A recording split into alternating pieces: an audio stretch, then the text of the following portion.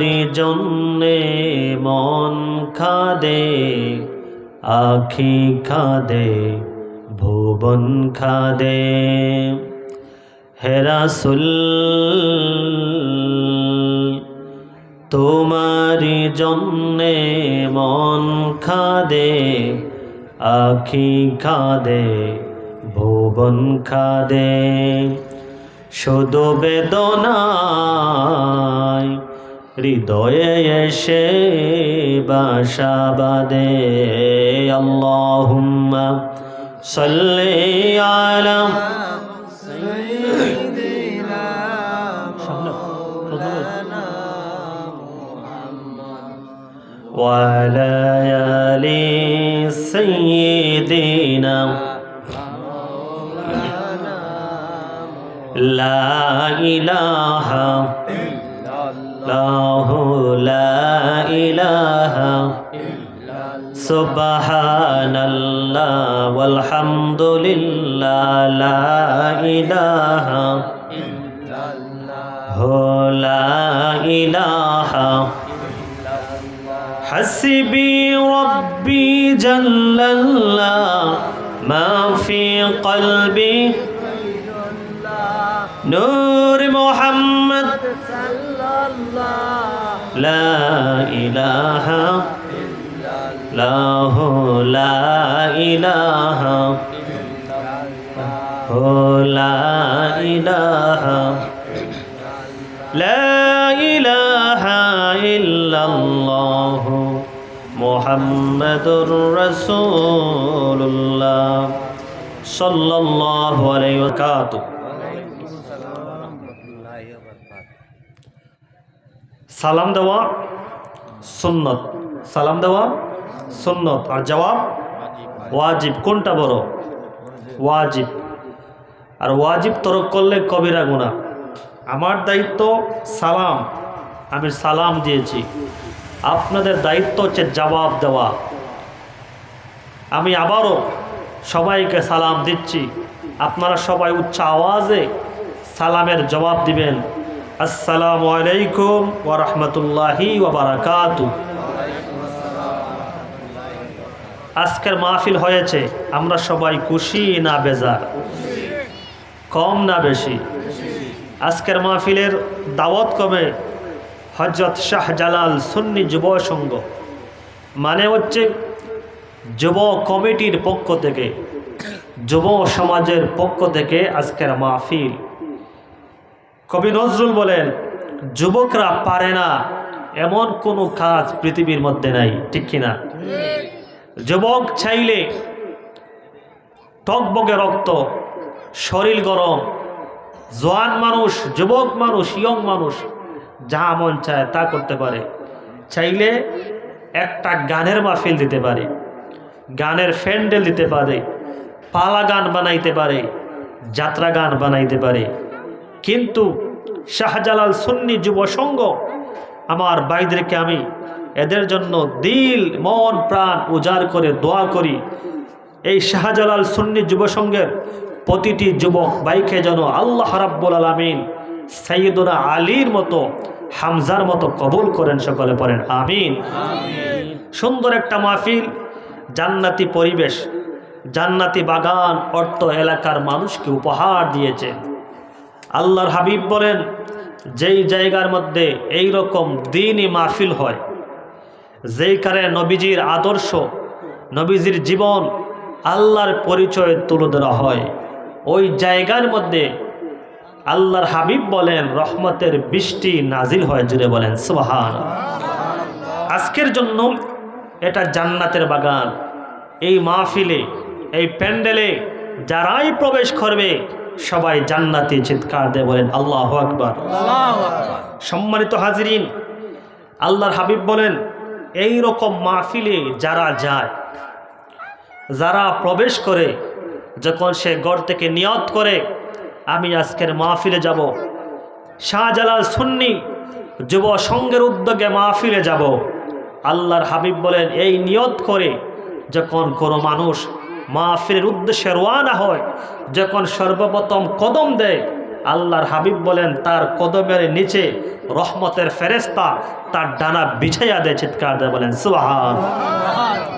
এতে বুঝা গেল এই ফেরেশতার ডানার উপর আমরা পা দিয়ে হেঁটে হেঁটে মাহফিলে প্রবেশ করি। আল্লাহু আকবার। আল্লাহ রাব্বুল আলামিন আমাদের প্রত্যেককে যেন এই রকম মাহফিলে আসার বসার সুযোগ দান করেন। সকলে পড়েন আমিন। এই রকম মাহফিলে আসলেই লাভ, বসলেই লাভ। আপনি সারা জীবন গুনাহ করেছেন, অপরাধ করেছেন, আপনি যদি এই রকম মাহফিলে আজকের মাহফিলে এসে অনুতপ্ত লজ্জিত হইয়া যদি জীবনের গুনার উপর শর্মিন্দা হইয়া লজ্জিত হইয়া যদি প্রার্থনা করেন, ইয়া রব বলে ডাক দিলেন, আল্লাহ বলেন যখন আমার কোনো গুনাহগার বান্দা একবার আমি আল্লাহকে ইয়া রব বলে ডাক দিবে, আমি আল্লাহ রাব্বুল আলামিন তার ডাকে ৭০ বার আমি জবাব দেই। জুড়ে বলেন সুবহান। মুসা নবীর জামানায় এক ব্যক্তি ৪০ বছর আল্লাহর নাফরমানি করেছে, ৪০ বছর পর্যন্ত একটা সেজদা দেয় নাই, একবার আল্লাহকে আল্লাহ বলে ডাক দেয় নাই।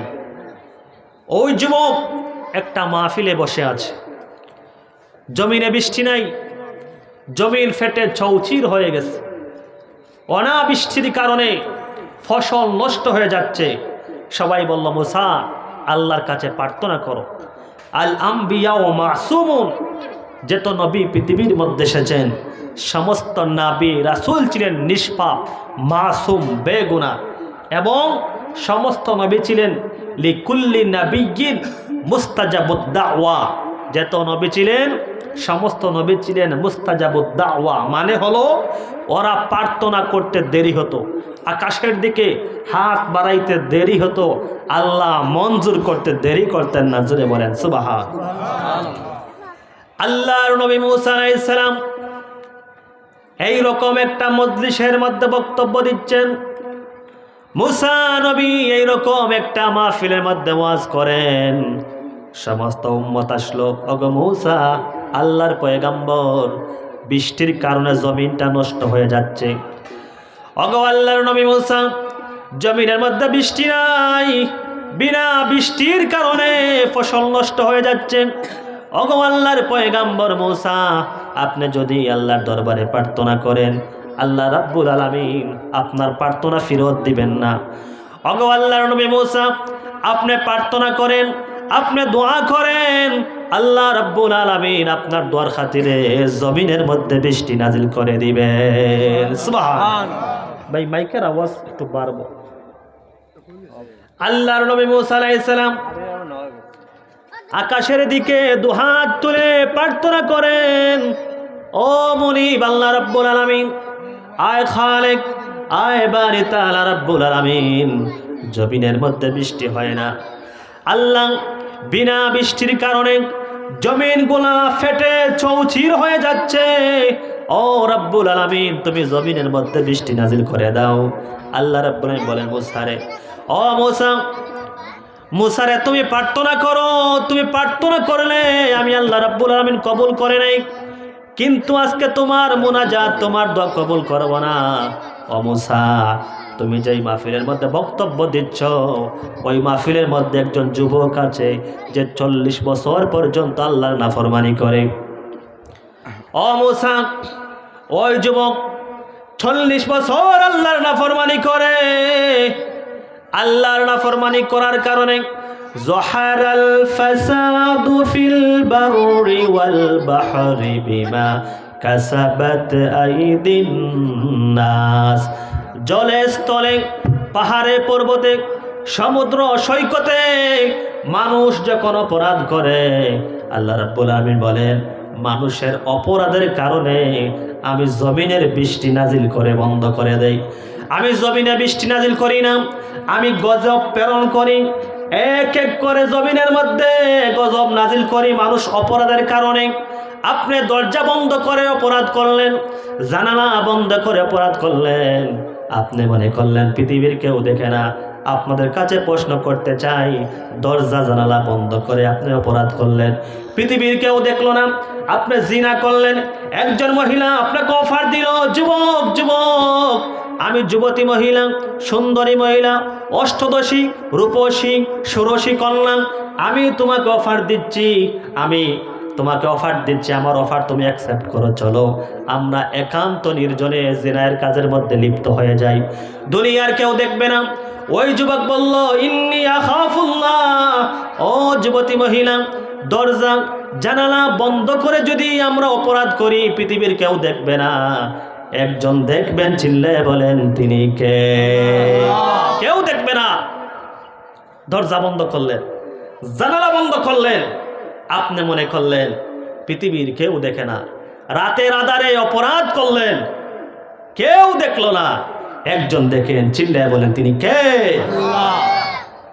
আল্লাহ রাব্বুল আলামিন বলেন, ও বান্দা, তুমি রাতের নির্জনে দুইজন মিলে তোমরা পরামর্শ করো, আগামীকাল সকালবেলায় অমুকের ক্ষতি করব, ঘর চুরি করব, ডাকাতি করব, অমুকের ছেলেকে হত্যা করে ফেলব।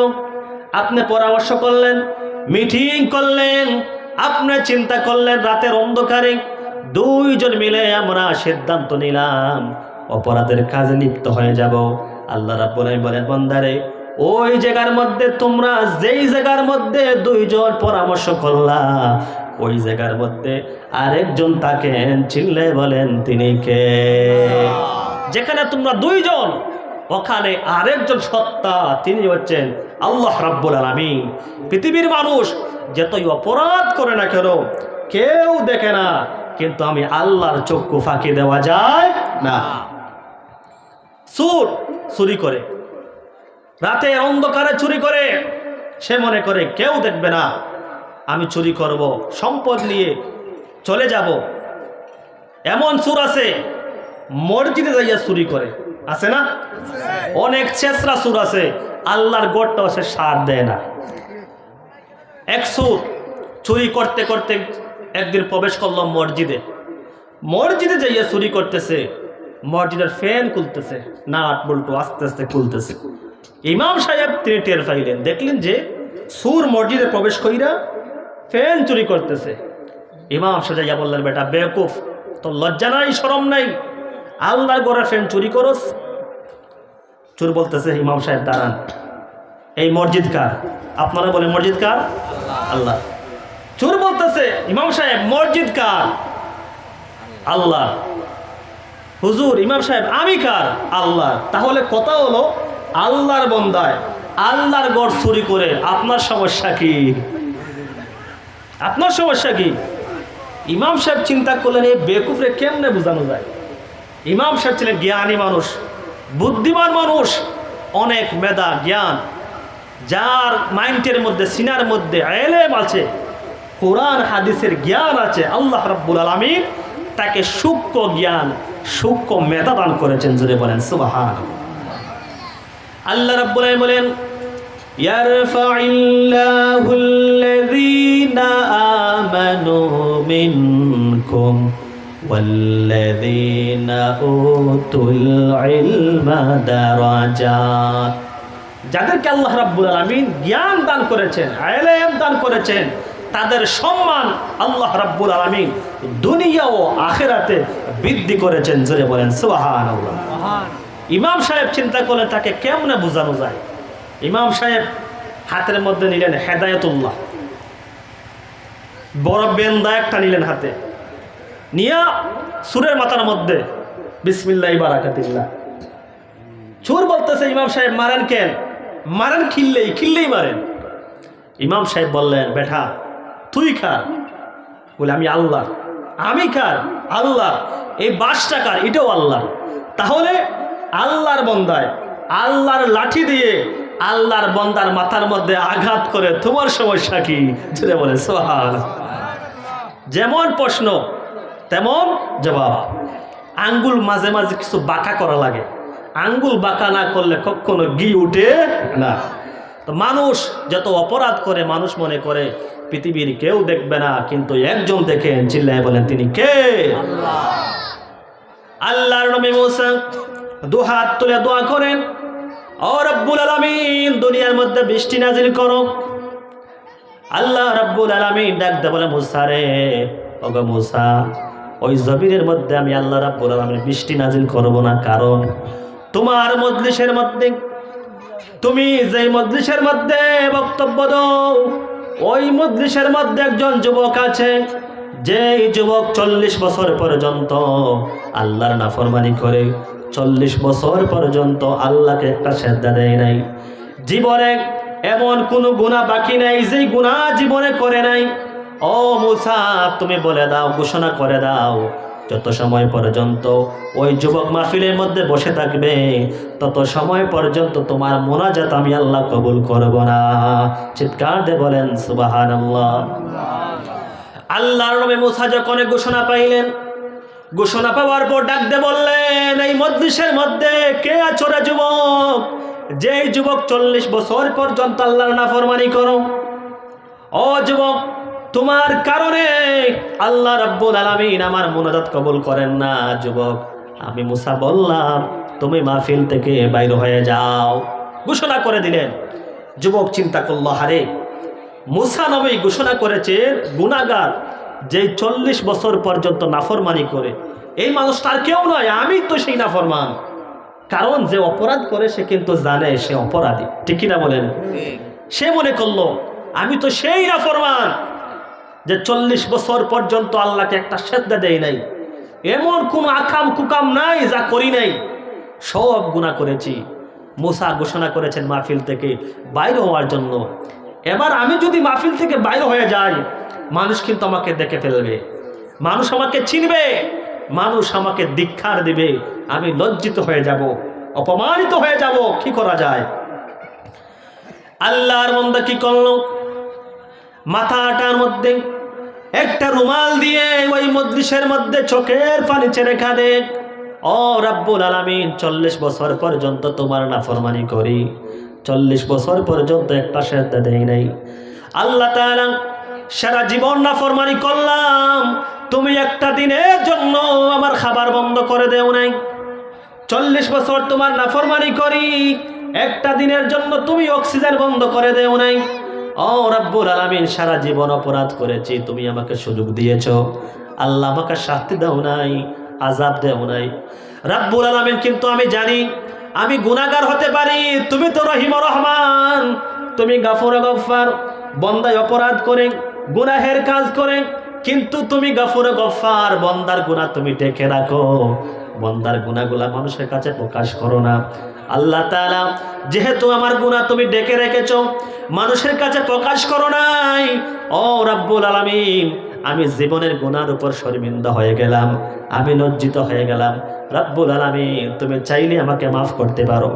আল্লাহ তাআলা, আমি তুমি ছাড়া কোনো কানে যাওয়ার জায়গা নাই। দুনিয়ার ভিখারি এক ঘরে যদি ভিক্ষা না পায়, অন্য ঘরে পাওয়ার আশা রাখে কি রাখে না? রাখে। ও রাব্বুল আলামিন, তুমি যদি তোমার রহমত থেকে আমার তাড়াইয়া দাও, রাব্বুল আলামিন, আর কোথায় যাওয়ার জায়গা নাই। আমি গোলাম, তুমি তো আমার মাওলা। রাব্বুল আলামিন, আমার গুনার উপর আমি লজ্জিত হয়ে গেলাম, আমার জীবনের গুনাহ তুমি মাফ করে দাও। আল্লাহ রাব্বুল আলামিন যখন এই কথা বলে, প্রার্থনা করে, বান্দার চোখ বেয়ে বেয়ে সামান্য পানি এসে যায়।